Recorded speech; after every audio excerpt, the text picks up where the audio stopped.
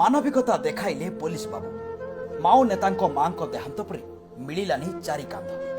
ମାନବିକତା ଦେଖାଇ ପୋଲିସ ବାବୁ ଶେଷକୃତ ସମ୍ପନ୍ନ କଲେ।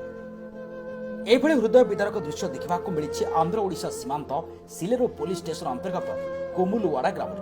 ମୋଷ୍ଟ ୱାଣ୍ଟେଡ୍ ମାଓ ନେତା କାକୁରି ପାଣ୍ଡନା ଓରଫ ଜଗନଙ୍କ ମା ସୀତା ଆମ୍ମାଙ୍କ ବିୟୋଗ ହୋଇଥିଲା।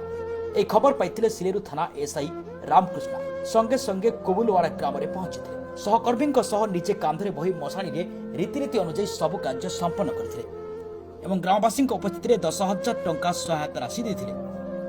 ଶେଷ ମୁହୂର୍ତ୍ତରେ ଶ୍ରୀ ସୀତାମ୍ମାଙ୍କ ନିକଟରେ ଦୁଇ ପୁଅ ନଥିବା ବେଳେ ପୋଲିସର ଏଭଳି ମହତ୍ କାର୍ଯ୍ୟକୁ ଅଞ୍ଚଳବାସୀ ଭୁରି ଭୁରି ପ୍ରଶଂସା କରିଛନ୍ତି। କୋରାପୁଟ ଲମତାପୁଟରୁ କପିଳେନ୍ଦ୍ର ଦେବ ସାମନ୍ତରାୟଙ୍କ ରିପୋର୍ଟ, ସମ୍ଭବ ଟିଭି ଓଡ଼ିଆ।